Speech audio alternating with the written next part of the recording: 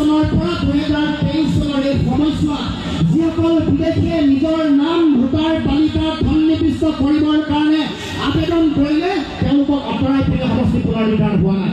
গতিকে 71 চনৰ পৰা 23 চনলৈকে সকলো বিদেশী চাকৰিয়ে সমষ্টি পুনৰ্নিৰ্ধাৰণ কৰিছে। এই কথা মনত ৰাখিব। এইটো প্ৰপাগাণ্ডা কৰিব খুজিছে, নেগেটিভ এটা বেলেগ ধৰণৰ নেৰেটিভ এটা ক্ৰিয়েট কৰিবলৈ উঠি পৰি লাগিছে।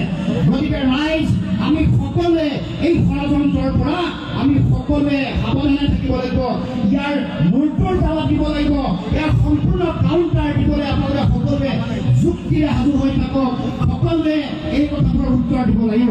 গতিকে ৰাইজ, আজি আপোনালোকে সকলোৱে দেখিছে এই ঐতিহাসিক শিৱসাগৰ, য'ত শিৱসাগৰ সমষ্টিৰ এটা ঐতিহ্য আছিলে। শিৱসাগৰ সমষ্টিটোকে কাটি মেলি চেটিং ফেটিং কৰি দিছে, খান বান কৰি দিছে।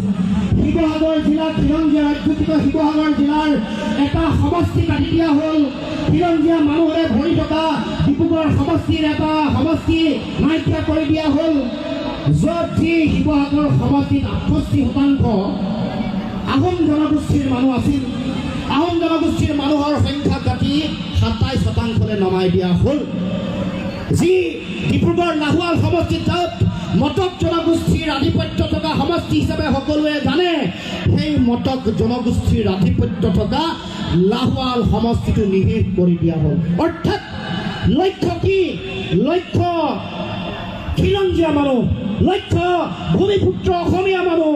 কেৱল মাত্ৰ তেওঁলোকৰ নিজৰ ভোট বেংক সুৰক্ষিত কৰিবৰ কাৰণে এই সমষ্টি পুনৰ্নিৰ্ধাৰণ প্ৰক্ৰিয়া তেওঁলোকে আৰম্ভ কৰিছে। গতিকে ৰাইজ, আমি যদি এই সংগ্ৰামত যদি জঁপিয়াই নপৰোঁ, ৰাজনৈতিক নেতা বা আন কোনোবা নেতাসকলে যদি ভাবে যে মোৰ সমষ্টি ঠিকে আছে, গতিকে বেলেগত সংগ্ৰাম কৰাৰ প্ৰয়োজনীয়তা নাই, তেনেকৈ যদি ভাবে, আজিৰ পৰা 5, 10, 20, 25, 50 বছৰৰ পিছত বুজি পাব যে অসমৰ ৰাইজে ত্ৰিপুৰীৰ দৰে ৰাজনৈতিক অধিকাৰ হেৰুৱাই অসমৰ মাটিত পথ পকাই জীয়াই থাকিব লগা পৰিৱেশৰ সৃষ্টি হৈছে।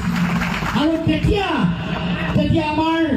আমাৰ মাটি পৰিমাটি, আমাৰ সন্তান সন্ততিয়ে ক'ব যে নৰেন্দ্ৰজ্যোতি গগৈ, অখিল গগৈ, দেৱব্ৰত শইকীয়া, সেইসকলে নিজৰ স্বাৰ্থত ৰাতিটোত কৰা গদ্দাৰীৰ কাৰণে আজি আমি উঠি অহা নতুন প্ৰজন্ম আমি ৰাজনৈতিক সংকটৰ মাজেৰে নিজৰ জীৱন আগবঢ়াই লৈ যাব লগা হৈছে।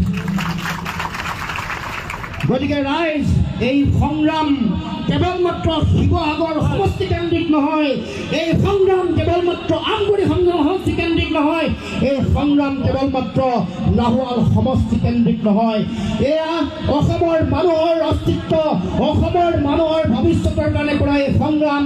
গতিকে ৰাইজক সকলোকে অংশগ্ৰহণ কৰিবৰ কাৰণে আহ্বান জনাইছোঁ।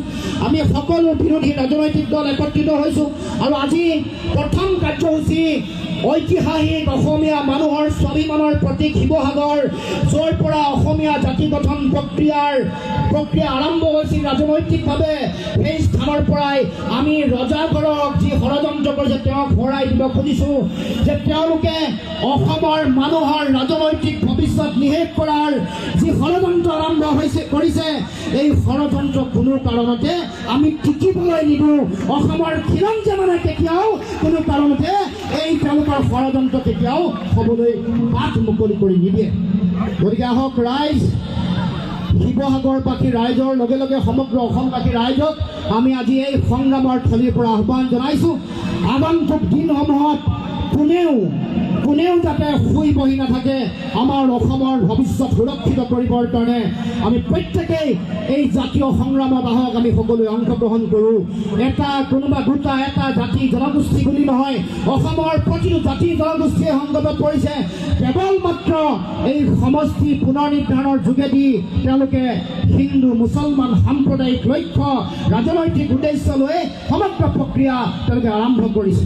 গতিকে আমি এই গোটেই তেওঁলোকৰ ষড়যন্ত্ৰ কুফল আমি নাইকিয়া কৰিবৰ কাৰণে আমি চিন্তা চৰ্চা কৰিছোঁ আৰু আমি আমাৰ দলে সিদ্ধান্ত গ্ৰহণ কৰিছোঁ যে এই সংগ্ৰাম ৰাজপথৰ সংগ্ৰামৰ লগে লগে আমি ন্যায়িকভাৱেও এই সংগ্ৰাম আমি অব্যাহত ৰাখিম। উচ্চতম ন্যায়ালয়ত আমি অহা সোমবাৰে আমাৰ যিখন আবেদন সেই আবেদন আমি অহা সোমবাৰে আমি ছাবমিট কৰিম। আৰু ইতিমধ্যে মনোৰঞ্জন তালুকদাৰেও কৈছে যে অহা 7 আৰু 8 তাৰিখে আমি দিল্লীলৈ যাম, ইলেকশ্যন কমিশ্যনক ক'ম যে আপোনালোকে কেনেকৈ এই গোটেই খচৰাটো কৰোঁতে কেনেকৈ আজি বিজেপি দলে প্ৰপগেণ্ডা কেম্পেইনিং কৰাৰ সুযোগ পালে। ইয়াত বিজেপি জড়িত, ইয়াত RSS জড়িত, ইয়াত অশোক সিংহাল জড়িত, এই কথা সুদূৰে ইলেকশ্যন কমিশ্যনৰ আগত ক'ম। আৰু আন বিৰোধী যিসমূহ শক্তিৰ যিসকল ৰাষ্ট্ৰীয় নেতা তেওঁলোককো ক'ম যে অসম সংকটত অসমক ৰক্ষা কৰিবৰ কাৰণে আপোনালোকে সিদ্ধান্ত গ্ৰহণ কৰিব লাগে। আৰু ৰাষ্ট্ৰীয় পৰ্যায়ত যাতে এটা অসমৰ সমষ্টি পুনৰ নিৰ্ধাৰণৰ বিষয়টোক লৈ ৰাষ্ট্ৰীয় পৰ্যায়ত ৰাজনৈতিক যাতে সহমত বা ৰাজনৈতিক যাতে এটা জনমত যাতে আমি গঢ়ি তুলিব পাৰোঁ তাৰ কাৰণে আমি প্ৰয়াস আৰু প্ৰচেষ্টা অব্যাহত ৰাখিম। গতিকে সংগ্ৰাম কেৱল মাত্ৰ অসমৰ ইয়াত নাথাকে, ন্যায়ালয়ৰ দ্বাৰত আৰু আমি দিল্লীতো আমি আমাৰ সংগ্ৰাম আমি অব্যাহত ৰাখিম। গতিকে এইখিনিকে কৈ পুনৰ উপস্থিত থকা সংগ্ৰামী ৰাইজক মই শ্ৰদ্ধা জনাই, সেৱা জনাই আৰু তেখেতসকলৰ পৰা আশীৰ্বাদ বিচাৰি শুভাশীষ কামনা কৰি আগন্তুক দিনসমূহত অসমীয়া মানুহৰ আত্মপ্ৰতিষ্ঠাৰ মহাসংগ্ৰাম অতি শক্তিশালী আৰু ধাৰাবাহিকভাৱে অব্যাহত থাকক তাকে কামনা কৰি মই মোৰ বক্তব্য সামৰণি মাৰিছোঁ। ধন্যবাদ। জয় অসম।